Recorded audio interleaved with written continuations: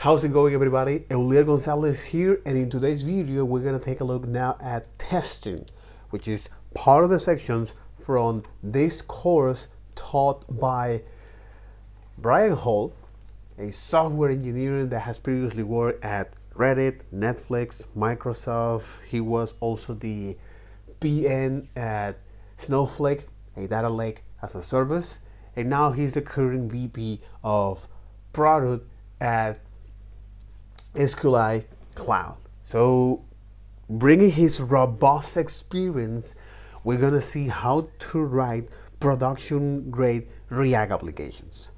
So, here we're gonna look at tools and techniques that allow us to do that. For example, techniques like code splitting, server-side rendering, transitions, and testing, which is what we're gonna talk about in today's video, as well as tools like Tailwind, TypeScript, and Redux. So this is a structure of this course. So we look at hooks in depth. Again, this is just to solve specific Facebook problems. So we have like useRef, use reducer, use callback, use memo, use layout, use ID. We also look at what Tailwind is, the anatomy of Tailwind, how can we start using Tailwind, and how can we extend Tailwind, and how can Tailwind help us here when it comes to define layout, whether it's for mobile, tablet, and desktop, as well as large screen. These advanced techniques that we mentioned before, like code splitting and server-side rendering, what is the end goal? How can we use that? And what are the mechanisms and the series of steps to do that as a way to now guarantee is the best user experience possible. Low priority re-rendering, this is a concept from Facebook because each one of those UI elements on their application at Facebook has their own particular theme. They call that UI island. So for example, the newsfeed, the the news feeds, the posting, the ads. So each one of them has their own teams of PM, engineering, design, that kind of thing. So because for Facebook, any perceived jank or slowness in your application is a no-no. It can cost millions for that. If you have that kind of problem, please send me a check. Glad to work with you.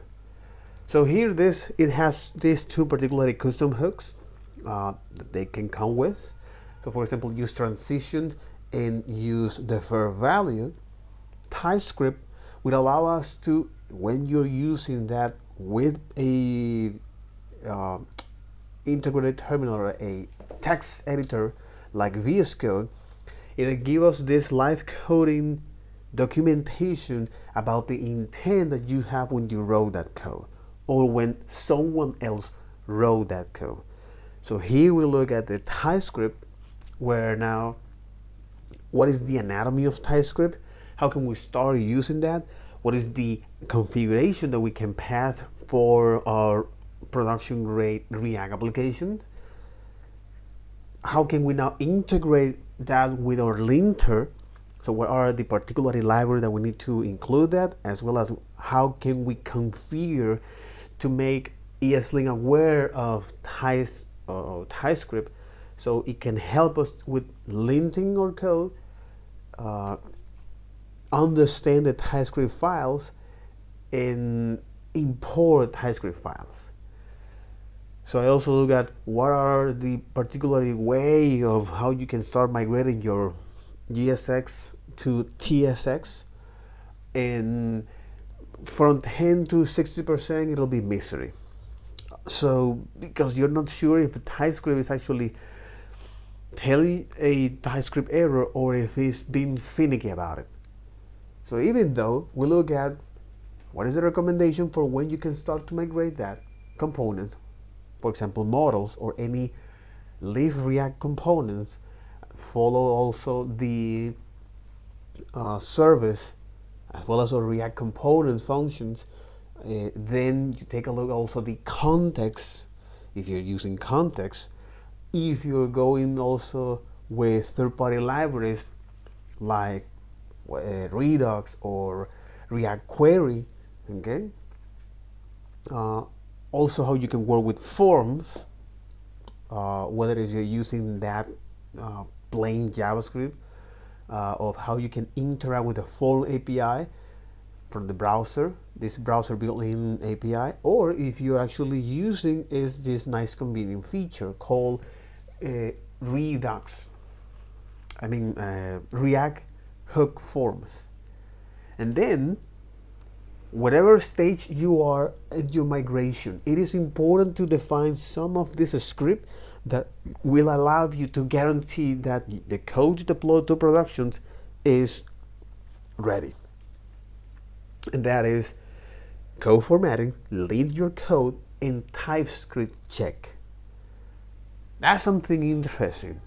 Very, very valuable as well, because now those scripts will be used when you use something called a CI/CD server, where this is a server that what it does is to make sure that your application works as expected by pulling the data, or by pulling your project from any repo, GitLab, GitHub, usually from GitHub, pulling your repository to this server, install all the necessary dependencies for your environment as well as for your project, your app, and then run those tests. If everything is okay, so your code is ready for productions. But also there is something that you might need that. And that is testing. We're going to talk about that. We also look at Redux, where this is the way how you can store app level data, because we define all of our hooks in React components, which are relevant for any UI interactions or any UI state, okay?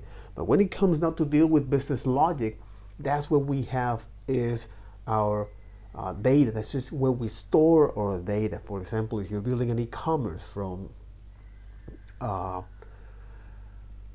users, product, order, if you're building is for example, field management service, so you have the dispatcher or the ticket, perhaps the driver or the technician, the specialist for that. That's something interesting. And then we look at how can we do that. What is the anatomy of the Redux, the RT key, as well as the Redux React, which is the glue, as you can imagine here. You can use Redux with any other frameworks.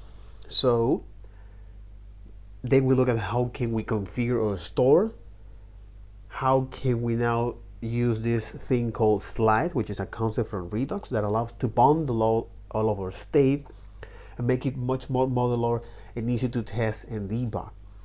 How we inside of that we define is the name of our bundle, the name of this slide, the initial value, the reducer or actions, which is just a fancy name to say, hey, this is a function that takes an old state in these actions, and then it's going to generate a new bit of state out of this. This is what reducer is all about. And then the way how can we now is access to the data is by using something called uSelector, which is, after all, you subscribe to that. There's a caveat here. Only fetch the necessary data, the small minimum amount of data, because otherwise you will going to re-render this component whenever this property change, and if that property contains an object in it itself, and if the object is large enough, you're going to re-render that component anytime that change. And then how you can store data is using dispatch, followed by the action. So this mechanism is something that is repeated. You do that over and over and over, especially if you're using Redux. So that becomes like a second nature here. The more you do, the better off will be. Similar with TypeScript. So the more you do, the more or the less you're gonna fight the compiler. So now when it comes to actually fetch or do data fetching, we use something called Redux Toolkit. You can also go with Redux Query, but for this case we're gonna use, or we use that as a way to integrate that to our store, define is our endpoints as well as our base query, and from there that library, it will generate its hook for your application, for your endpoint. So any endpoint is generating is a hook. So anytime you want now to, for example, update the data from that, all right, let me take a look at this.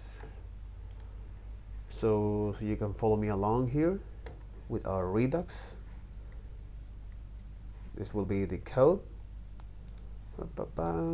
So anytime you want, for example, in the pet app, in the search pattern here, so anytime you want to actually is read the state, okay, from your data, from your store, and then you for some reason want to perform some data, or you want to update is the data, okay. So anytime that data from the store change, all right, then you want to perform is some parameter here. So in this case, we're getting is the eTarget here, and we're assigning to that, and then we're going to dispatch that, only that, all right. So anytime our data from the store change, okay, we set is a query to say, hey, now fetch the data, okay. For example, here in the search, in the use search query, now fetch the data from the URL with this data, and once you have that available, all right, give me this little convenient functions. So for example, like data, or for example, is loading, as well as other convenient features to show something to the user. So that's great, because now with Redux, specifically with RTKey, which is the framework around Redux, that will allow us to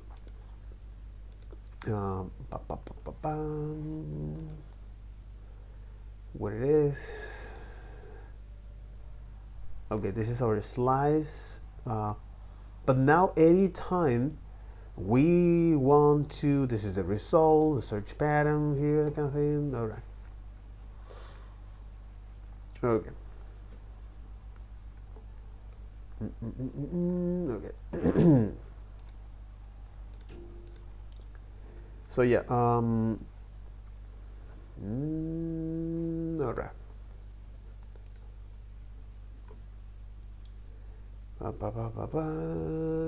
There you got it. So the animal, breed, and location. What it is, search pairs, line, store, and result. Okay, what am I want to look at it?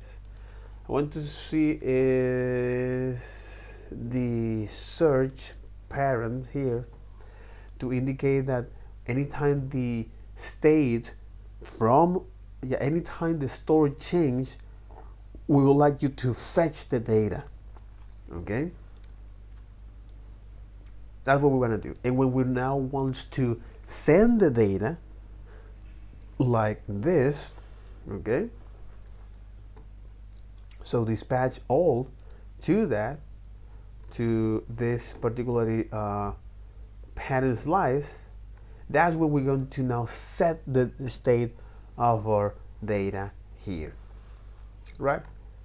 That's when we say, hey, now it is time to set the initial value from a search pattern for that. So as you can imagine here, anytime we dispatch that actions and anytime we change that so the wiring thing here, the pipeline here is that you define your store in a slice, okay? In our case, the search pattern. So we define the store and then we subscribe to that. So anytime we change the value of this property, okay,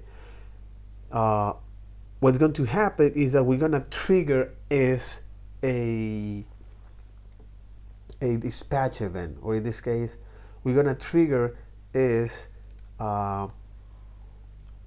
which is in our case, anytime we submit, okay, we're going to trigger is a change of the state, and Redux detects that change and say, hey, I need to run this code, and I need to run is this, by the way. I need to query the data as a way to fetch that here in our case.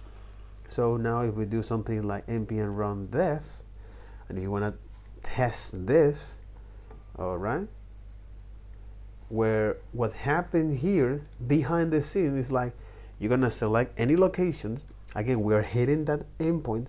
We're gonna say, hey, fetch me all the docs with any reads.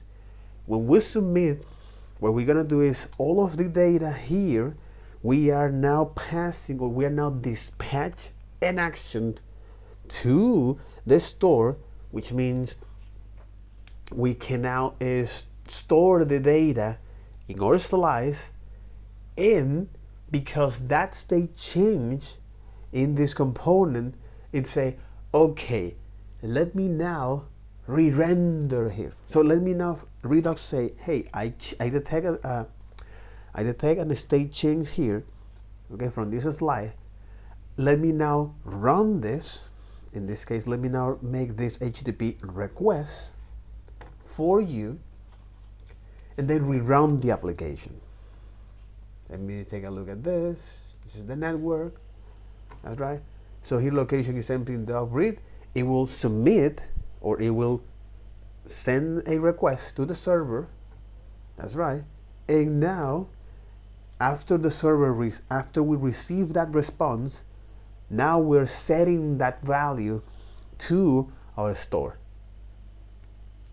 So if, for example, if we change to Rabbit, okay, we're also sending is the data to that, to get only the Rabbit.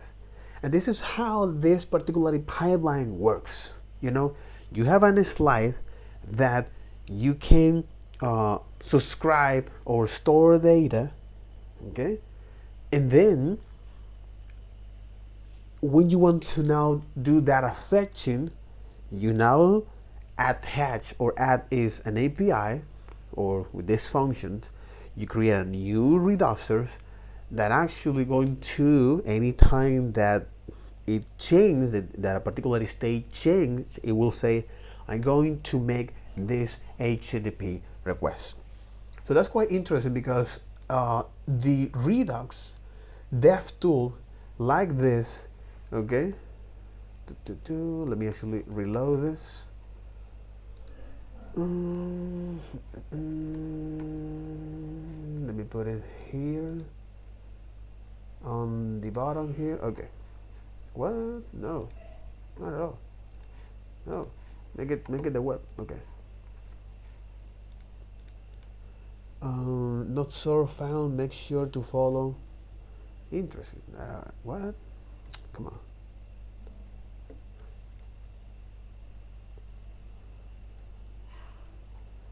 Okay. Redux DevTool. To bottom.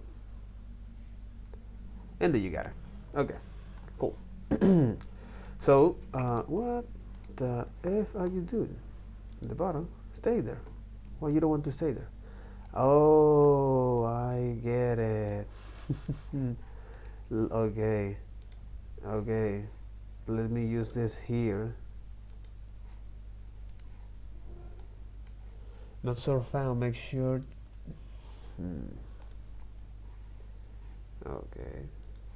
Anyway, it says like no, not our found component profiler component Redux application, and for some reason this actually doesn't work as expected. Open remote DevTool. Why you don't want to put that here is okay. This is to me quite funny. Oh, well, this is how Firefox work. Anyway, yeah, this is how on Firefox this work. So anytime you change this to cat, you're gonna see is on the DevTool. That's quite horrible, bro. You're gonna see that on the DevTool. Yeah, that's quite horrible. Yeah, it's quite horrible.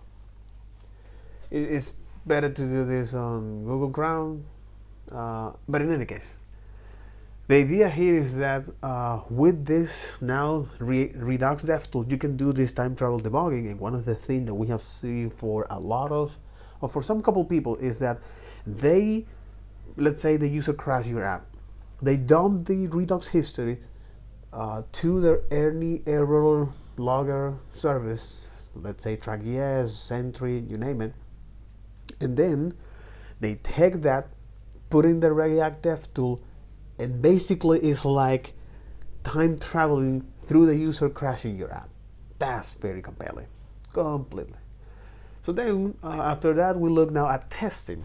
The TLDR with testing is that try to write your tests and learn how to write your tests in a way that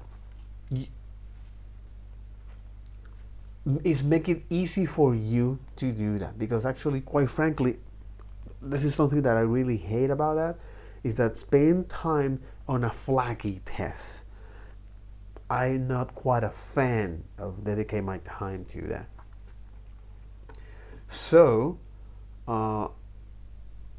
this is now we're going to describe is part of the methodology of testing from Brian Hall, okay, where he mentioned is, well, first, write tests like the user approaching your app. That's one. Second, do not test UI, because those things constantly are changing. The color, the size, header, don't do that. Sometimes you have to, but for the most part, don't do that. Also, test behavior, not implementation. Test functionality, not implementation. And when it comes now to fix a bug, or when you're trying to fix a bug, write a test that failed that test and then fix it.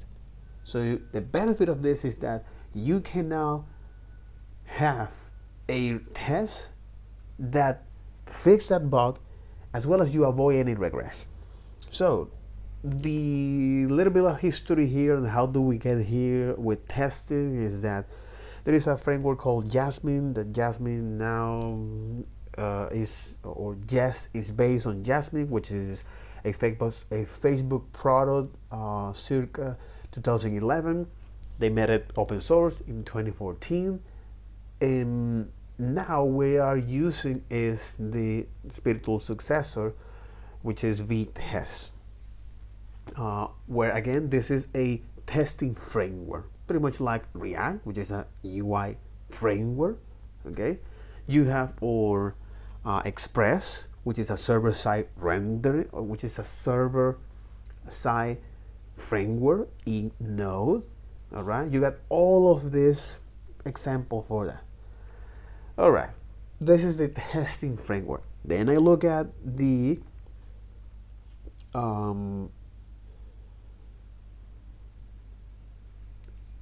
how you can test now your UI components.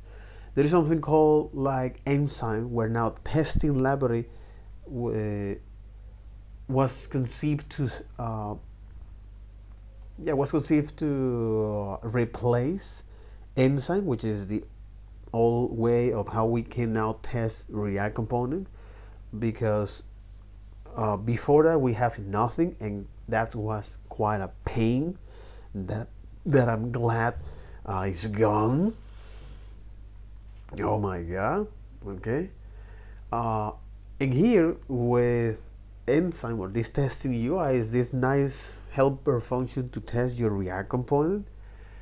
And then we have is now the environment where it's going to render, where you're going to test those components. Because spin up a browser is something that is expensive and very slow. We want to make our tests to be fast as much as possible. That's what we have, for example, GSDOM, and now a lightweight version of that, which is Happy DOM, which is not full complete as GSDOM, but it's fast, and that's what we care, especially when you're writing your tests. Okay, makes a lot of sense. So then we look at how can we test components. Pretty straightforward of how you can now write your test using vtest. You can define it under the test folder, or you can define it followed by the this React component as you want to, and you define it the spec.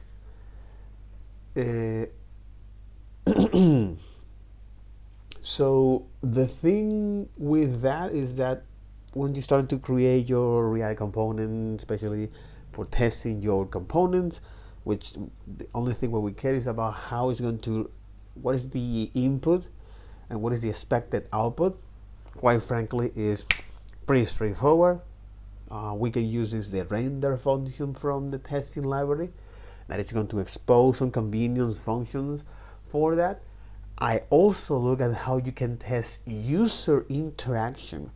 Again, using the render method from the UI, from the testing library, that is going to expose is some nice functions that you can interact with those DOM element in this no implementation of the DOM called Happy DOM, which is this minimalistic version, or the GSDOM. So that's great. Okay, and then how you can start running your tests and that kind of thing.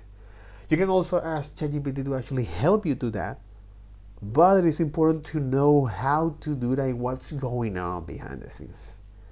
The other is how you can test your custom hooks. We have a previous way to do that because after all, one of the great things of encapsulating or abstract your custom hook into their own files is that they can be tested, they can be independently testable, which makes them great. Unlike, for example, effect, which is quite complex. Since you need is to test, since the way how you can test your hooks is inside of a React, because that's where hooks live, React components. So the old way of doing that is you fake a React component. How you do that? After all, Reacts are just JavaScript function. Makes sense, right? So this is what we did before. Okay, you mock that, and then you render that component. So now it passed through a lot of this life cycle. You mount that on the DOM, you render that, and then you're going to now make the expectation, write your expectations here. So this is kind of silly, but now there is a new way of doing that, okay? And that is using the render hook, where this, it's saying, hey, I, as a render hook, I'm gonna take your custom hooks. Remember that after all, custom hooks are just a way of how you can encapsulate your logic, okay? Pretty much like in the case of Vue, this way of how you can encapsulate this through Vue use, okay, or through your composition API. Quite frankly, they're doing the same. They want to achieve the same thing, and that's good. That's pretty compelling and powerful as it is. And with that, this new particular way is that, hey, The testing library is providing us is a function called render hook, where we can now is pass this function with our custom hook. So we return is our custom hooks, as well as a wrapper. A wrapper means that what are the other components or providers that this component needs to, all right? So for example, if you're building an application from scratch, or you're building a single page applications, mimicking the create React behavior, where you need, when you define is not only on the center of your app is the app component, but you also wrap them into other React components. For example, like if you're using is React query, you use a provider for that, you wrap that. If you're using the browser or the React router, you're using the browser for that. So there's all of these routers that you need to add that. If you're using, for example, is Redux, you actually need to add that to your entry point. For example, here.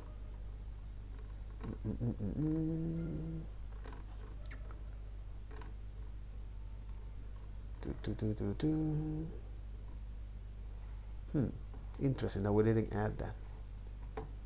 But we need to add that to our entry point. Exactly.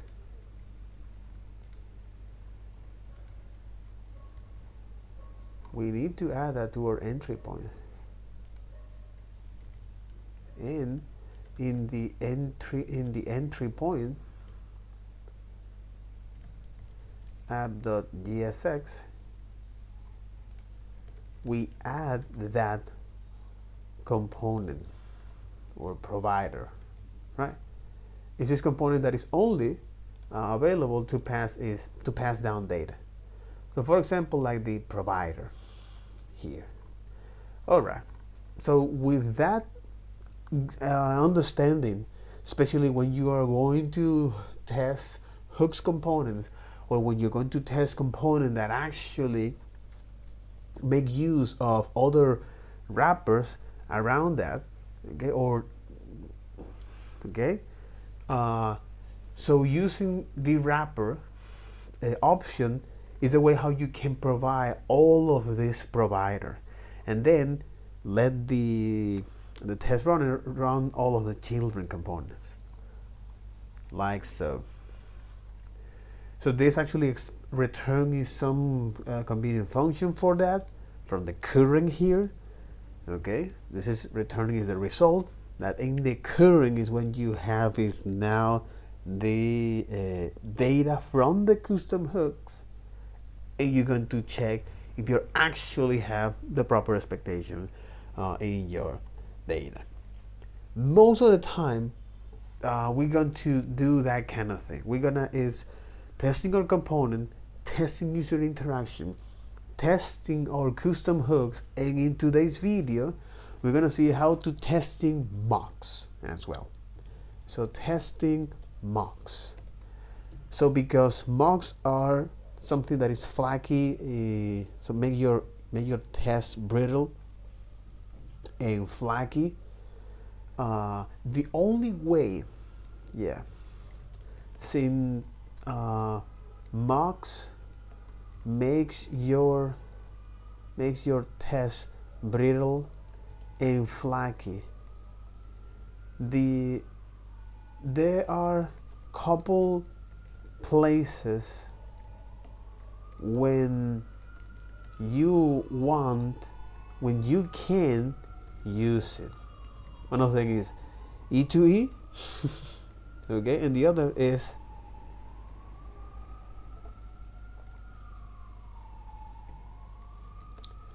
E2E, okay.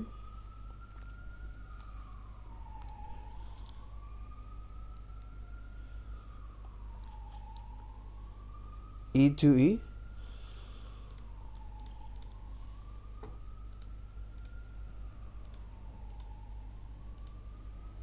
there are a couple places where you can use it.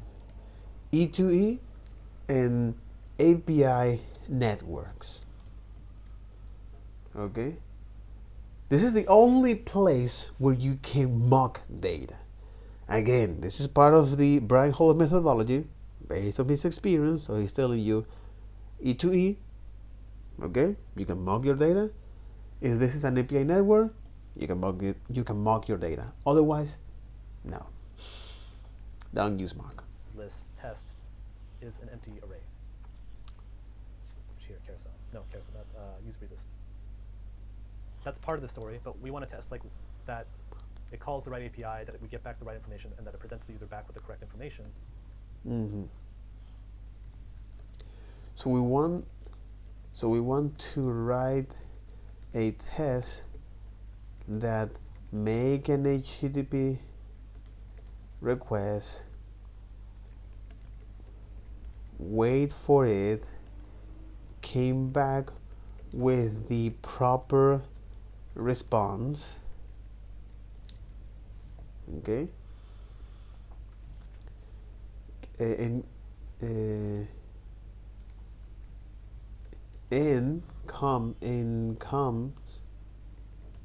comes. Yeah, we want to make that. We want to write a test that makes an HTTP request, wait for it, and comes back with the proper response for our component. If that's the case, the problem here is that under the hood, this use breed list is using fetch breed list, and fetch breed list is using what? Fetch. I don't actually really want to hit my API. The problem with that is that, so the problem with that is that we don't want to hit our API, especially if this is on production. Right.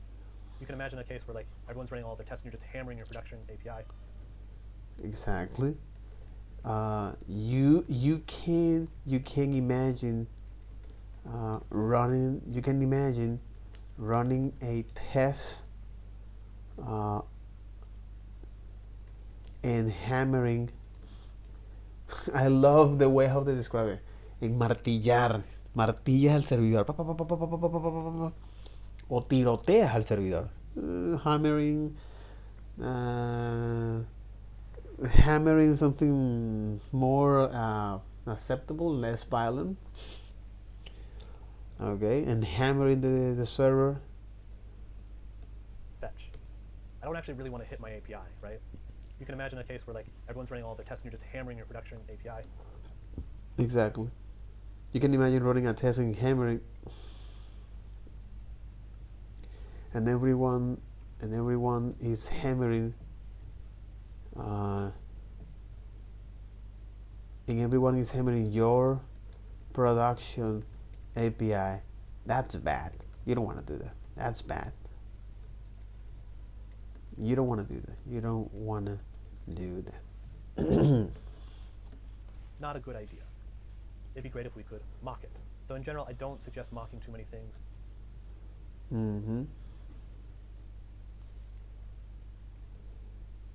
So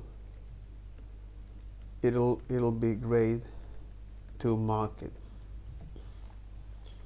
The one place where I'm like, okay, you can mock that, it's API requests. I'm okay with you mocking fetch, basically.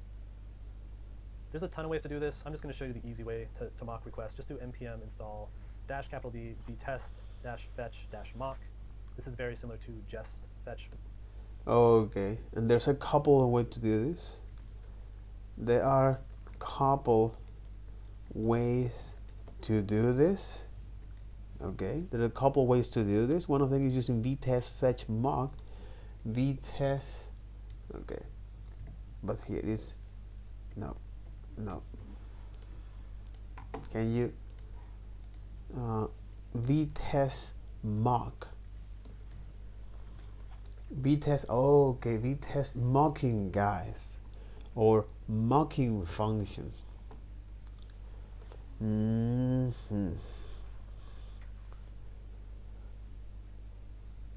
This is our fake timers package for manipulation fake timers. as well as system data. You can find more about specific API in detail here. Functions. Mocking functions can be split into two different categories, spying and mocking. Sometimes all you need to validate whether or not a specific function has been called and possibly which arguments were passed. In this case, spy will be a spy will be all we need, which you can use directly with your V1 or VI spy on. However, spies can help you to spy on functions, and they're not able to alter the implementation of those functions. In this case, where we do need to create a fake or mock version of a function, we use when you want to fake a function, you use v1, a vid function. When you want to see if this function has been called, you do is this. We use TinySpy as a base for mocking functions, but we have our own wrapper to make it Jest compatible. Both v1 function and v1 spy on share the same method. However, only the return result of v1 function is callable. This is how you can now is after each describe spec it in vtest. You say, hey, this is the data. Okay, can also be a getter or setter is supported. Get latest. Okay, that's right. Exactly, get latest. Interesting. You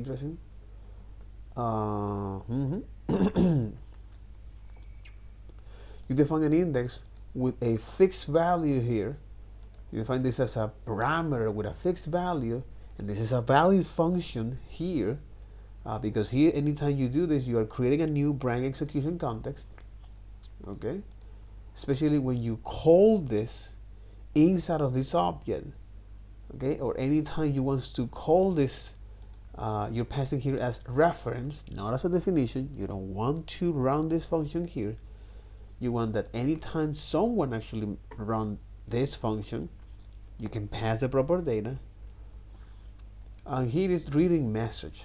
So after each, you have to restore all of your mock. Okay. You should get the latest, because now you're telling to your test environment, hey, make a clean state here. You should get the latest message with a spy like this. Okay, so what you're doing is that, hey, are we actually calling this function? Okay, expect the spy to get mock name to equal get latest.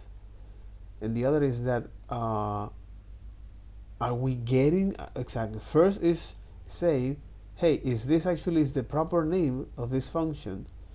Hey, are we actually now calling that, and we're getting is the proper value from that? And then with spies to have been called one time. Remember, spies allow you to see if this function has been called, all right, from this method here, from this object. Hey, this has been called from this object that we create. Hey, this has been called. Yes, all right. In small implementation, once accept restrict, blah blah blah, and there you go. It should get with a mock and that kind of thing. So globals here, models, auto mocking algorithm, virtual models, mocking pitfalls, an example of mocking here.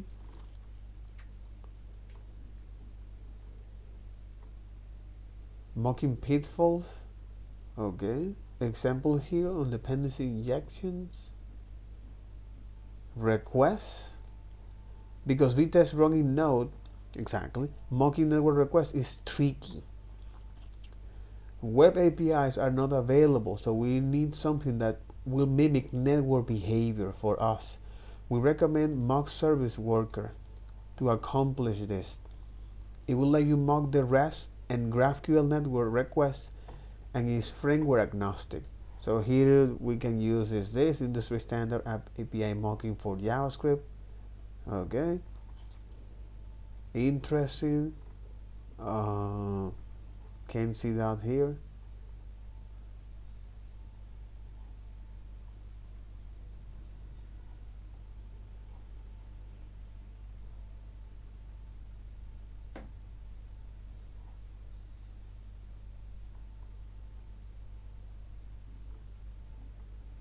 Okay.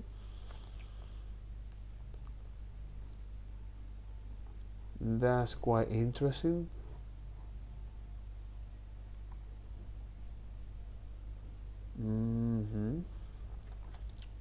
Service worker has become a fundamental part of my development and testing workflow. Interesting, as well as the feedback here. Ship better product today. Get started in 3 steps. This is a way of how you can now test or mock JavaScript, industry standard here.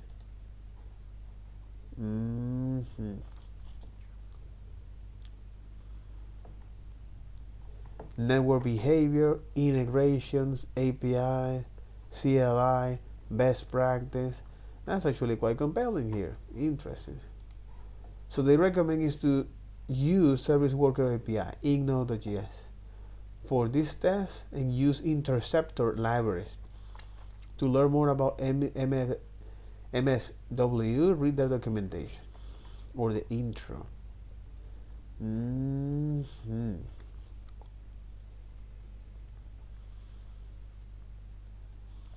This is as a way to mock this data. We have a full working example with MSW React testing with here.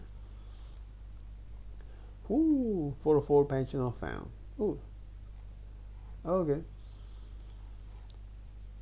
There is much more into MS. This is timers and the cheat sheet. Spider method is this mock export variable, mocks an export function, mock and export class implementation, Spider an object returned from a function, mocks part of a model, mock the current day, mock a global variable, mock import meta.env, and that kind of thing. This is quite interesting because Brian Hall say vtest fetch mock. It say I'm gonna use is the vtest fetch mock as a way to mock this fetch API. Interesting. Interesting.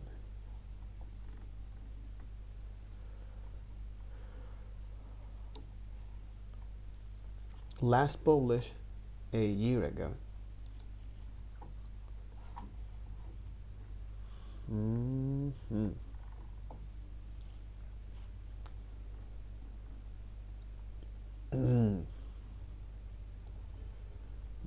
Default not mock.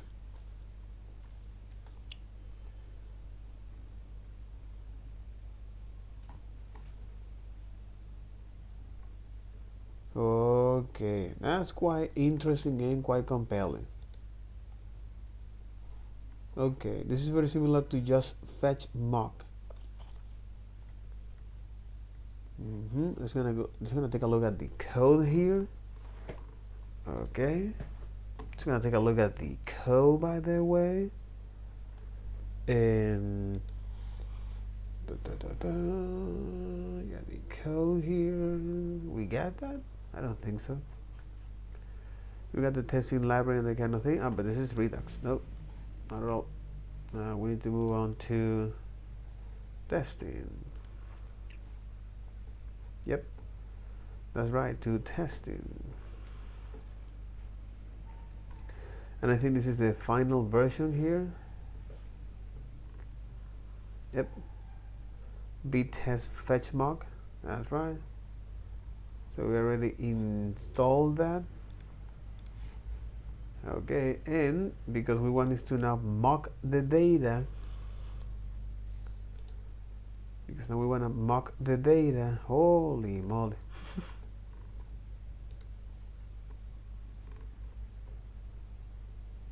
Exactly, because we want to mock this data. Okay, we're gonna do something here, like change from that, go to testing, redux, and context. And in this case is like, yeah, testing, redux, context. That's right. Let me actually install this. Fetch mock, which version? 0.2.1. Okay, at 0 major version, minor version 0.1, bug fix. Do that. Install that library as a dependency, as a dev dependency. Please be my guest. Okay. All right, that's good. That's awesome. Mock 0.2.1. There's other ways to do this. You can actually just go write a mock for yourself. They're very, very simple pieces of software. Okay.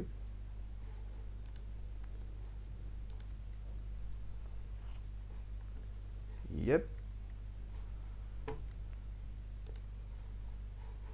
For example, here, 0.2.1, and there are, okay. There are other way to do that. They are very simple pieces of software. Okay, makes sense. Makes a lot of sense.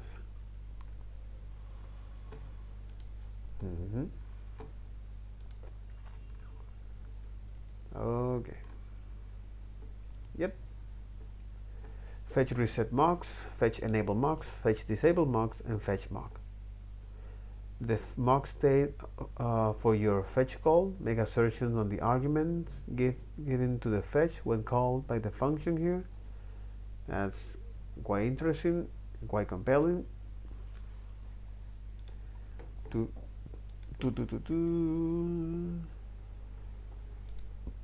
Now,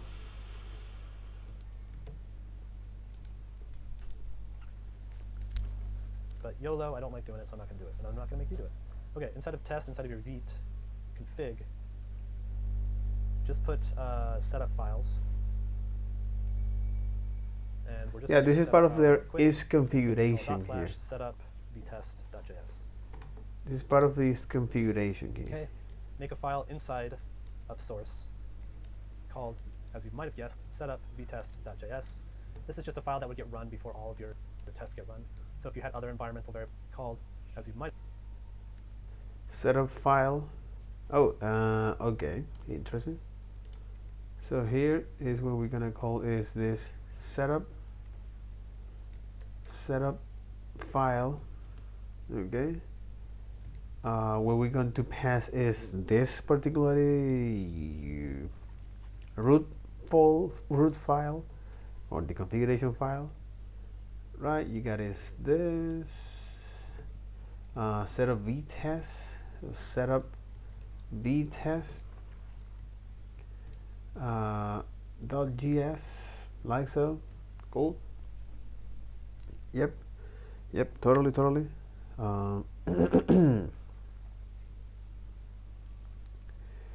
Yeah, completely. Test environment setup file, and then we need to define is a file of source called, as you might have guessed, setup vtest.js. This is just a file that would get run before all of your tests get run. So if you had other environmental variables vtest.js. In our particular case, we're just going to import. Or in this case is ts, no problem. I would like to prefer to go with TypeScript here.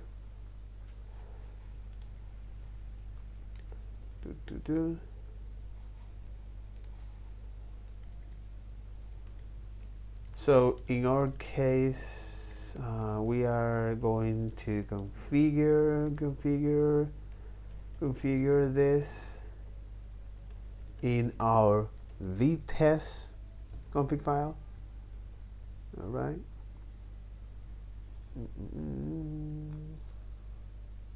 Make a file inside in our of vit source config called, vit as you might have guessed, setup config.js. This is just a file that would get run before all of your tests get run. So if you had other environmental variables to set, this is where you would do it. Okay, and create a file called setup vtest. This is an environment file. Setup vtest.js. This is an environment This is just a file that would get run before all of your tests get run. Okay, this is an environment, or this is a file. Yeah, this is a file that is getting run, or that is gonna run. Course called, as you might have guessed, setup vtest.js. This is just a file that would get run before. You will get run. Okay, this is just a file. Okay, this is just a file that will get run. Yeah, this is just a file that will get run. This is just a file that will get run. That you will get run before all of your tests get run. Before all of your tests are run. All of your tests get run. Okay, that makes tons of sense. Tons of sense. Completely. Okay. Yeah, that's what it is. Yeah, and create a file called setup vtest. This is just a file that will get run before all of your tests get run. Okay. All of your tests get run. So if you had other environmental variables to set, this is where you would do it. In our particular case, we're just going to import, create, fetch mock from vtest fetch mock. We're going to import vi from vtest. We're going to say const fetch mock is assigned create fetch mock vi fetch mock dot enable mocks. So this is essentially is a file that is going to run right before all of your tests get run. Okay, on the setup vtest, and this is when you say, hey, I want you to now make aware of the vt. Fetch me the v. Okay, as well as vtest. My bad, vtest. Okay, and also fetch me is the from the vtest fetch mock is this function called Setup, particular case vtest. Create fetch mock. We're going to say const create fetch mock. Fetch mock vi Okay. fetch mock dot. And then you want to create a, in this case is to mock a function, which is fetch mock. It'll be equal to create fetch mock, and you're gonna pass the testing library utility or the test framework, the testing framework here, and write that. If you pass that instance, then you say I want you to enable this mock anytime our enable mocks. I will allow you to run these functions anytime, aka I want you to mock the fetch functions anytime our round gets run. This is going to now universally enable mocks on fetch throughout your entire application.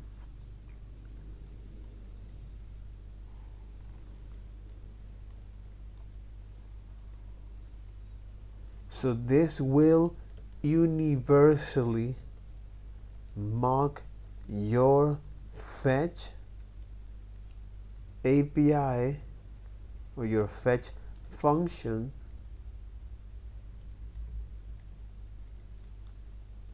this will universally mock your fetch function across your test app. Your entire box. This is going to now universally enable mocks on fetch throughout your entire application. Your entire test suite is probably. Exactly. Across your entire test suite. Mm-hmm. I forgot what VI precisely is. It's the vtest utilities. Okay? So it has things that create fetch mock, goes and sets all of the correct things up for you. I've never used it directly, but that's exactly what it's doing. Okay. Now we have all that enabled. We can go back to our tests here in use breed list. Okay. Up here next to render hook, we're going to grab a function called wait for, and then we're going to down here at the bottom write our test. So we're going to write a test gives back breeds when given an animal. Okay, and then we're going to give a dog, which is going to give us back our function. This needs to be an async function. Okay. Of course. And then just give it a bunch of breeds. Rather than type all of them, I'm just going to copy and paste all these breeds that I have here. But feel free to write your own. I just grabbed some of them that I. Yeah, feel free to write your own. Havanese, Bichon Frise, so on and so forth. And then here we're going to say fetch dot mock response once with the breed. Here we're just saying next time fetch is called, respond with blah. Exactly. We can be more specific of like they must call this particular URL. We're not going to be so clever, right? We're just going to say mock response. The next one just blindly spit this back at them. Animal, dog, and breeds, right? So respond with this. Okay. Now we can come up here and copy and paste this business because I don't want to write all this again. And the only difference here is const result render hook. Instead of giving it an empty string here, we're going to give it dog. Okay, this will give us back our result. Now we can't just go test this right away because it's going to go do fetch, right? Fetch is not synchronous, so it's asynchronous. You have to await for that. Hence, wait for is what we're going to use. We're going to say await, wait for, then you're going to give it a function of what it's waiting on. So in this case, we're going to give it a test of expect result dot current 1. And if you remember, this is a hook. If we look at yeah, this is a hook. Yeah. Breed list. The first one is the breed list. The second one is the status. So we're going to wait until the status is success, right? So let's do that. Wait for the result current 1 to be success. So this is going to wait until this ends up happening or until it times out, one of the two things. And then after that, we can say const breed list equals results result.current. And then here I can say expect breed list. Because now you already get that data, you wait for that. Equal breeds.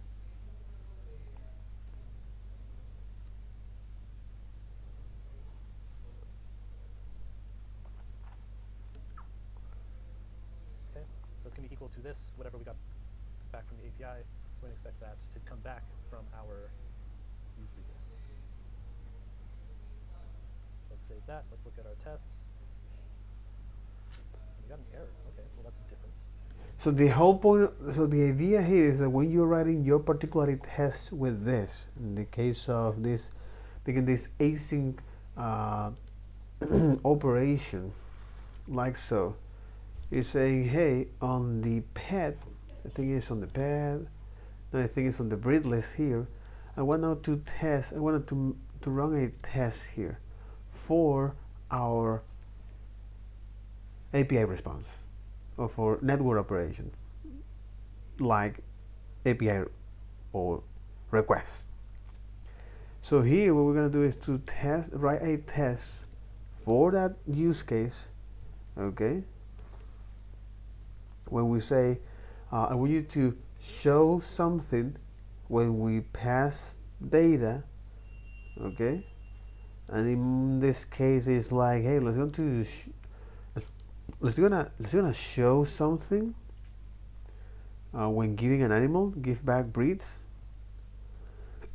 It's like give back breeds.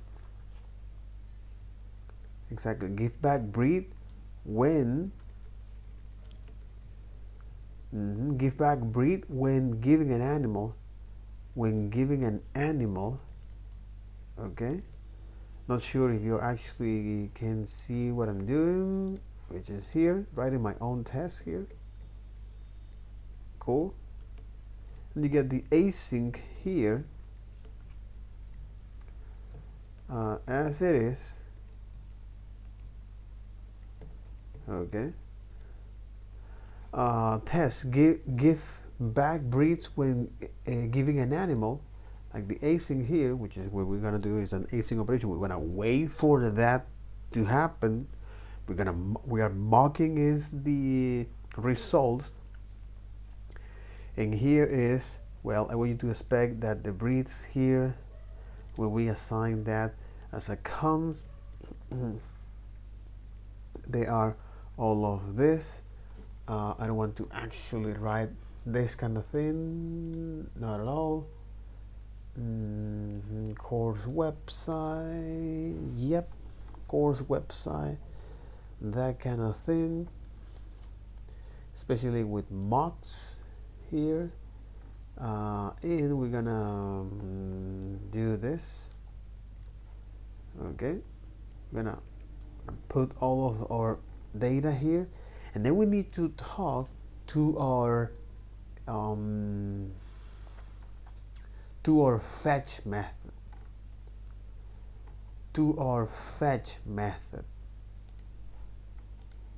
which is fetch mock.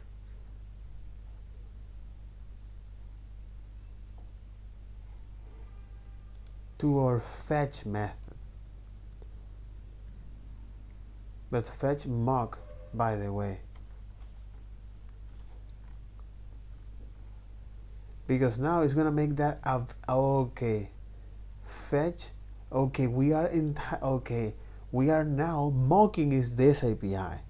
Fetch here, and then you say mock response. Okay, so you're adding, so the way by you setting that, you're adding is this nice little convenient function to say, hey, this is what we're going to mock. All right, and that's quite interesting. Okay, and again, this is only going to work on the client side. Fetch mock response. For that, and I want you to mock is with breeds, or again, no, anytime you, so mock response once, I think is more exactly. So hey, anytime you you make a fetch request, you wanna is to mock this with JSON stringify value for that, because after all, this return is a stream, so we have to transform that into a JSON, which will contain is the animal. Holy fuck, which is dog, as well as the breed, as it is.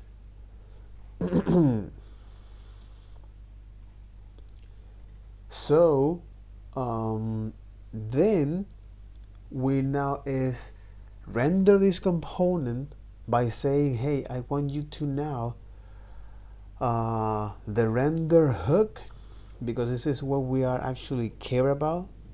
We want now is to mock is this function from the user breed list, which is our custom hook, and we're gonna pass this dog for that.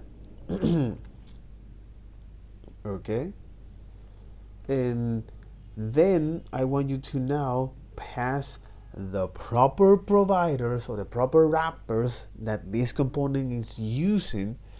For this case, luckily for us, it only use the use query. It only use query for that. So this is in fact a function that it takes, that it receives as parameter an object with children as property, and then in return is the JavaScript or the JSX query, followed by the client as well as the query client, which is the object that we create with new keyword. Okay.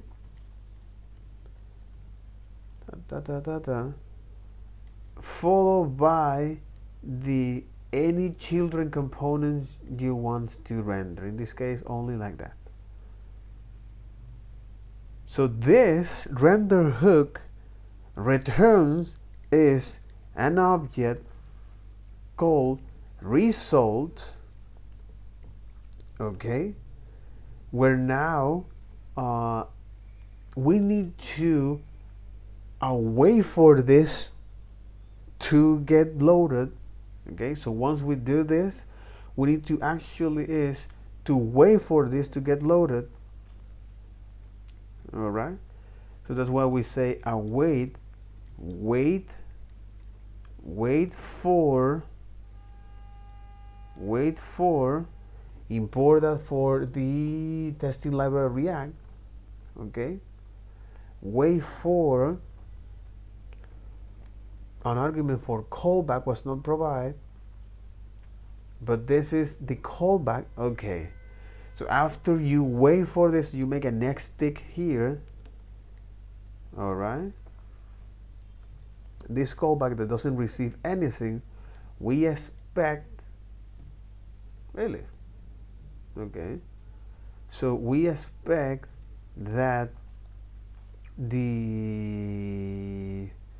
result that we expect that the result current, the first element, because we are getting is a hook from here, the second element here is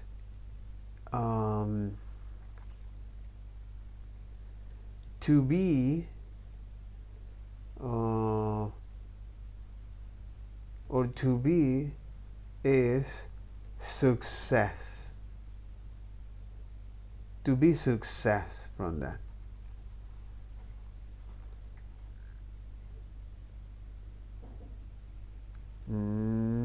So after you render the component and you wait for that, okay, which means you wait for that to happen, you run that component. First is when you run that, and then first is when you render, and the other is when you run the function there. Okay. All right, or I'm assuming that. So after that, all right, I want now to look that we can also take the data from that kind of thing, but in any case, I want you to make, I want to know if the breeds to be the same as the result that current at the 0 position. Okay, and then I want to expect that the result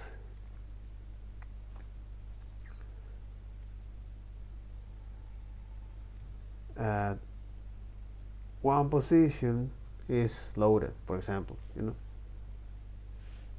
no, it's all like that because we already expect that. We already make that expectation here.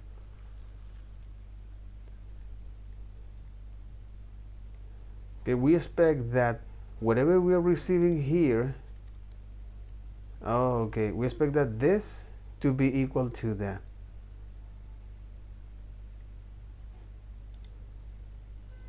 It's quite different, the logic, but yeah, you can say we expect that the breed list, the data that come from the result that current, okay, current at the 0 position, because after all this is where the hook it is, I want to know if the data that we are fetching from our mock API response is the same as the reads, bro.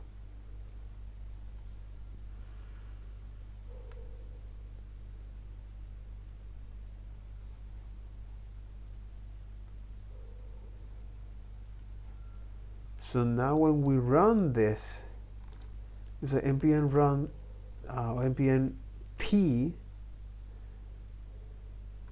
I expect that. You say vite no failed to load set of vite.js. Because we indicate that as a yes. What about ts? Can you load that with a complaint about it?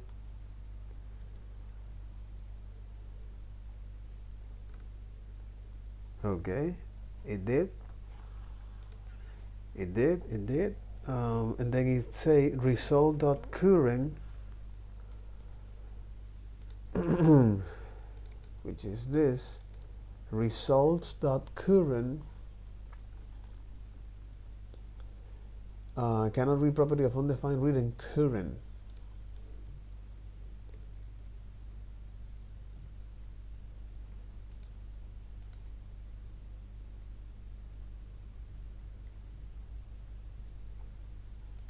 Result.current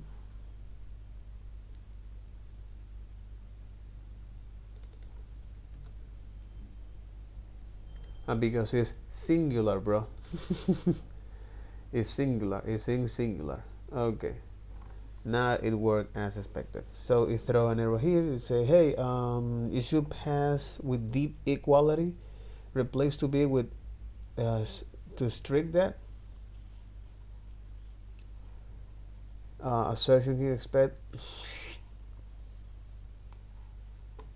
to be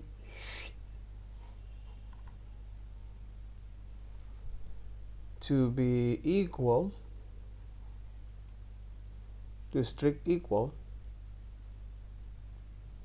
Exactly, it's to equal, by the way. It's to be to equal, like so. And now the test passed successfully. Holy moly, bro. Holy moly, bro. Oh my god. This is how you can mock tests by the Jesus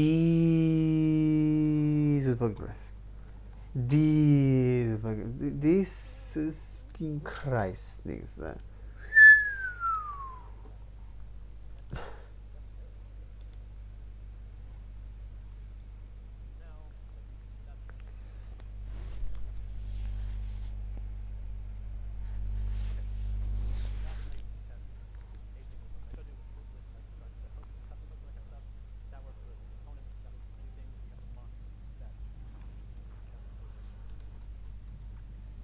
Mm-hmm.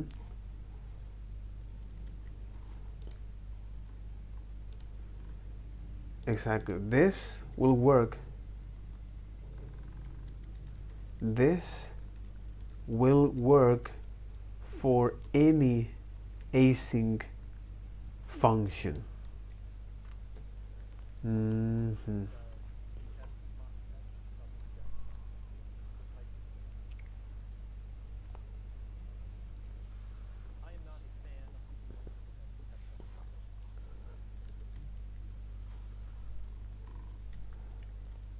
Okay, snapshot.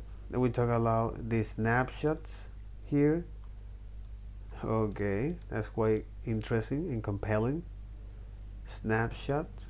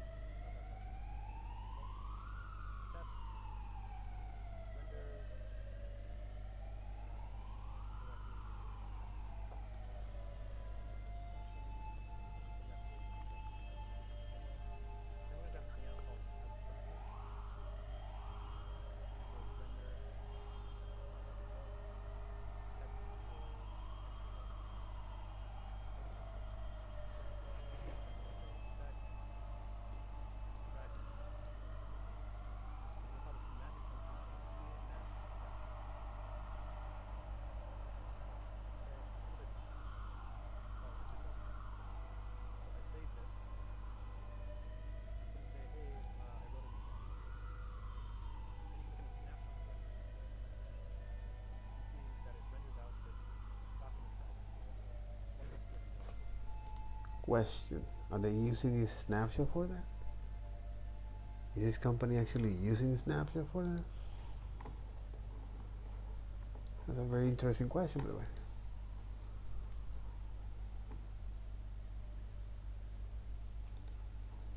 Were they using a snapshot for that? Oh my god, they're using a snapshot for that.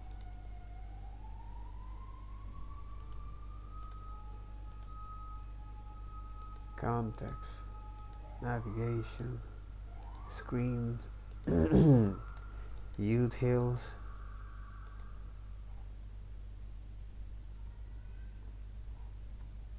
app tests. Why you run that, bro?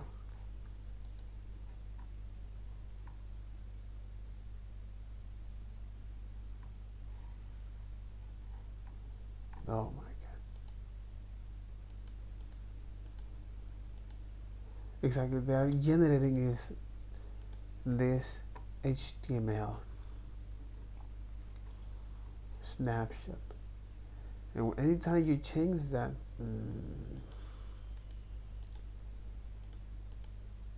low effort test with low effort value. rendered HTML.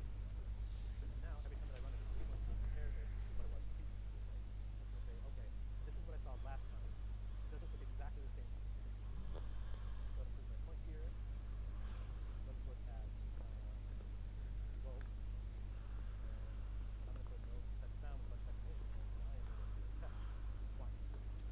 Because before I said no pets found, and now it says no pets found with exclamation points. It does exactly what it says it looks like. I'm going to take a frozen snapshot of this, and I'm going to compare this in the future, but this is what I expect to see. Now, what I can do here is I can go and say, you know what, this is actually what I expect. Right? I want this to now match that. If I just say human, it's like, all right, you're the boss. I'm going to tell you now that that's what it's going to look like in the future. So now if I open this again, notice that it's now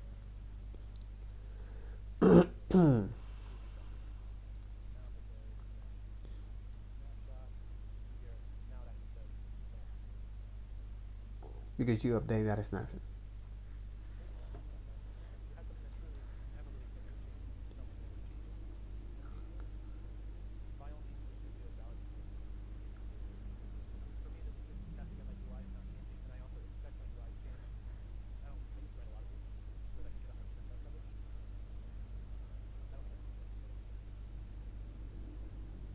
so the one thing I can show you here is go back. This is writing match snapshot. If I put match inline snapshot, now I'm going to save this.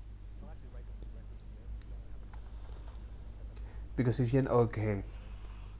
All of this what it's doing is to generate is this. So you can imagine here from these projects, they are now on Jest, not on Jest, on the components here. Whenever they are writing that, they might write is also the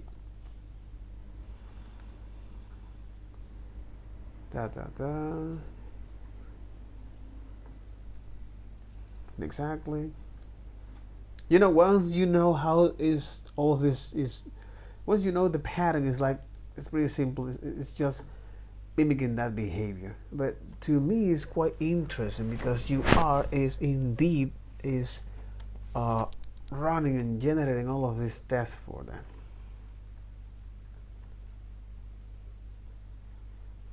You render this, you pass all of this data here, you mock this function as well as this function.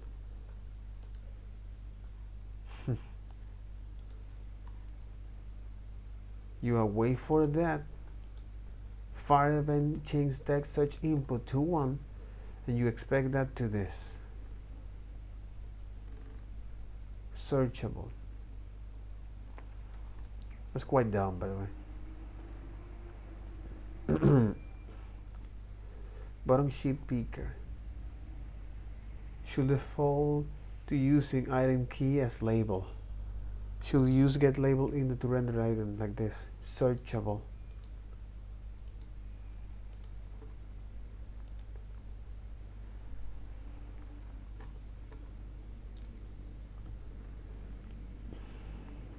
This is for your component, but here that actually generates for everything, bro. Cancel job, carousel, context, navigation, screen, from screen, data loading here. Okay.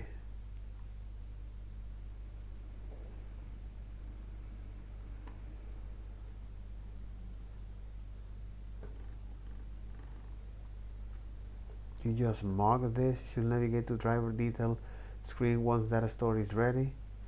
Just spy on navigation. Render data store context provider value. Data loading screen. Data store context provider. Wait for any actions is happening here.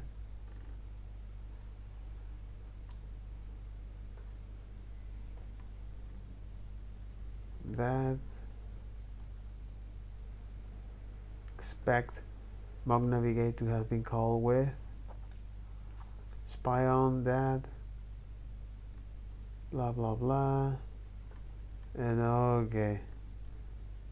Yeah, I'm going to exactly do what it's supposed to do, man. Clone the things because I'm not reinventing the wheel. Not at all. I am not going to reinvent the wheel. And in fact, you are creating all of this snapshot for you.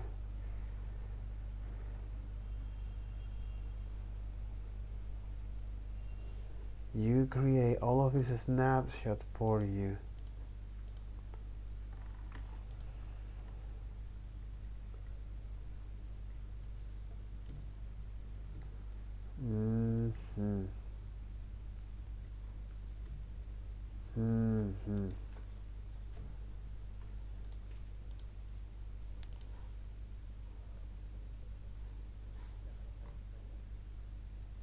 But I wanted to show you how to do it in case you wanted to know. It is, some people find it very useful.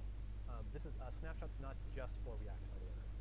You can do it with like JSON, for example, right? So if I have some JSON API response that I'm expecting to not change over time, I can just give it a JSON object instead of a document fragment, and that'll work as well. But I don't expect to change over time. 2 lines here of test and stuff. Generates a test. Some people are really into that. I'll leave that to your discretion. So this is doing with no pets. If you want to see what it looks like with pets, let's just go nab this. I have some sample data here that you can grab really quick. So let's go grab the sample data. I literally just took this directly from an API response. There we go, grab an API response. We'll just say up here, blah equals blah. We'll have to import static router as well. So import static router from React router DOM / server. Okay. And then down here we'll write another test. It looks relatively similar. Test renders correctly with some pets. And here you can say const as fragment equals render static router results pets equals pets. And then expect as fragment to match. There we go. You'll see that it wrote a snapshot. We can go back and look at our snapshot file. And you can see here it's rendering out that Luna rendered correctly with Dog Avenue, Seattle, Washington. So that's what that would be. What is the value of this kind of test? What happens if I change something in pet? Let's just go do it. So I put, I change these from M dashes to normal dashes or something like that. Something really easy.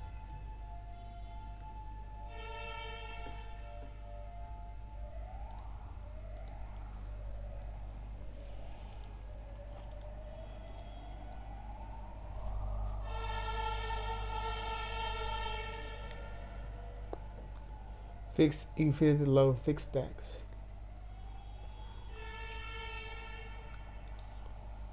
Of course, it's not gonna found that.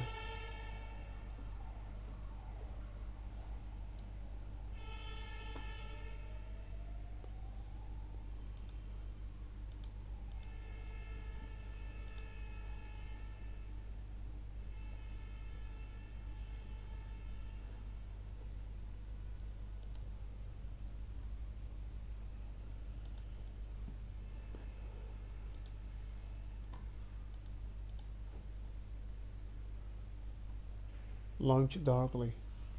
Exactly that.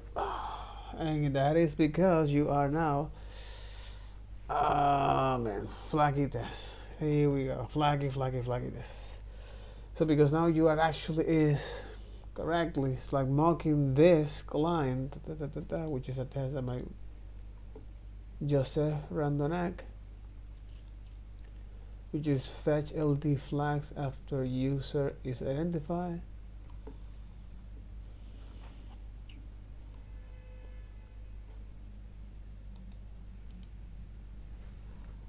No, wait.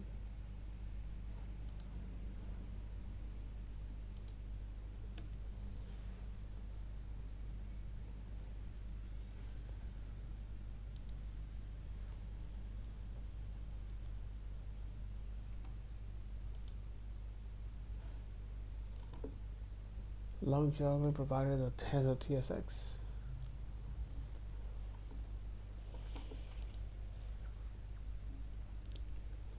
Launch darkly provider, you should configure launch darkly and that kind of thing. To JSON equals the render. And here is when they actually are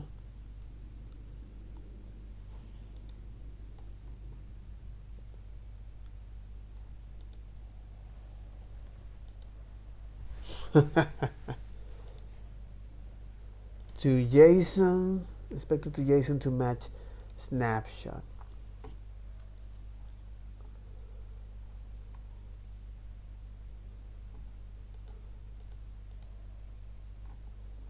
That's one of the that's pretty silly and stupid with this kind of test.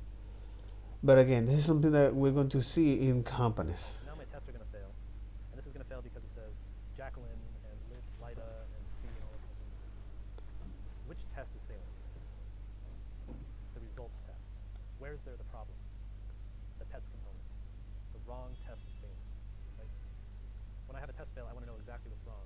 This one gives me some indirection of what has gone amiss. I don't like that. I want my test to be very specific of what I'm testing. There's something you can do to get around this called shallow rendering, which we would have to go grab another library called React Test Renderer and do like a shallow render. So instead of actually rendering everything down to the pet level. Exactly. They're doing that properly because now they are testing is JSON. So JSON, alright. For JSON is completely man. Launch darkly is like that. Is like that. So for JSONs completely. For JSONs is completely. I accept that. Exactly. I accept that. But for component it's like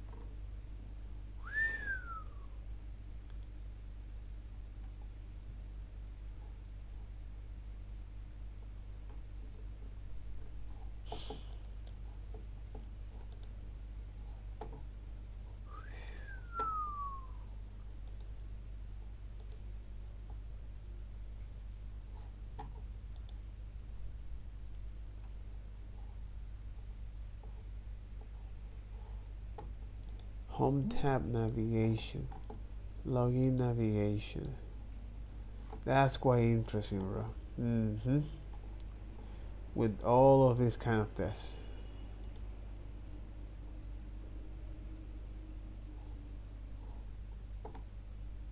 app.test. So you should run tests that actually won't change that.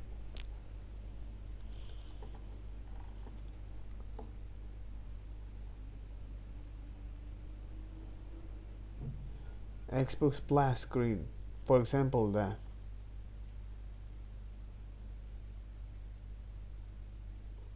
So oh my god, they're mocking a lot of shit here. Oh shit, they're mocking a lot of shit here. They're mocking a lot of shit here, but a lot of shit here,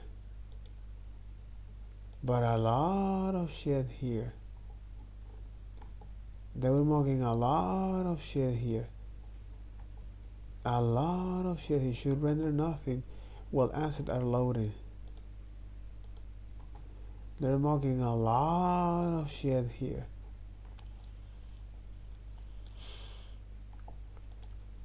And I get it. And I get it.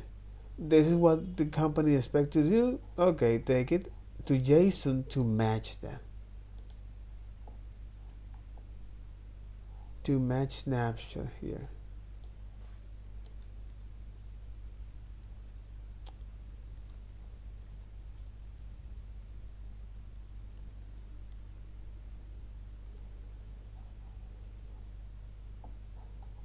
It should render nothing while assets are loading.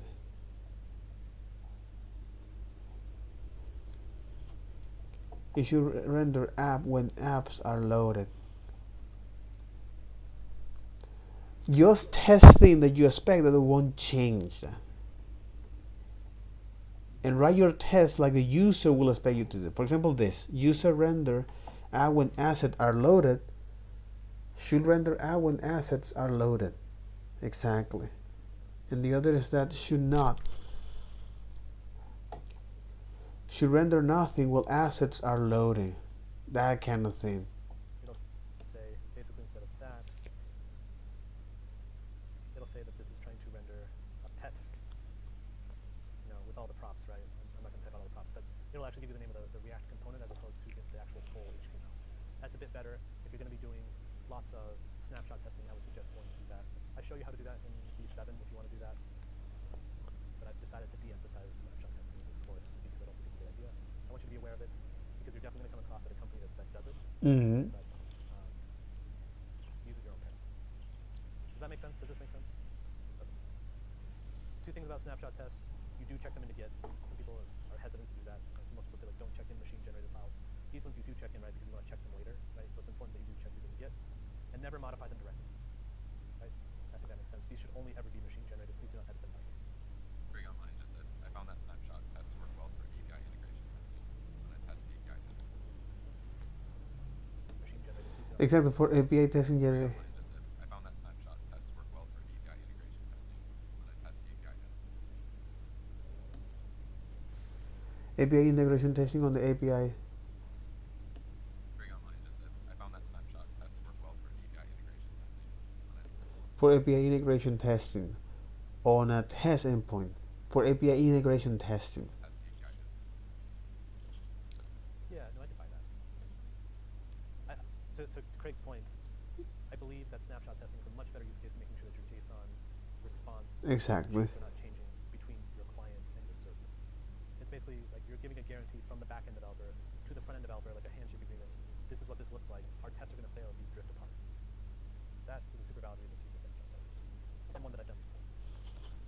Completely, especially for JSONs, when you have this agreement about, hey, this is what we expect from the server on the front end, and then you don't expect that to change. Yes, I agree with you. But this is, it gets you towards 100% test coverage, right? So I'm going to go look at, we're going to look at test coverage here in just a second. It's going to show results.jsx as being 100% test covered. What did we test? Nothing, right? That's why I don't like test coverages, because it doesn't really tell you anything. Like, I could cover this entire application in 5 minutes with snapshot tests. It would show with 100% coverage, and I would have 0% confidence in the tests, right? Your tests are only as useful as like how much effort and thought you put into them. Your tests are only used for as like how much effort and thought you put into them. Damn son, bro. Damn son. Let's go do coverage. Now that was Alright. That'll be all for this video. Take care. Bye bye. Totally, man.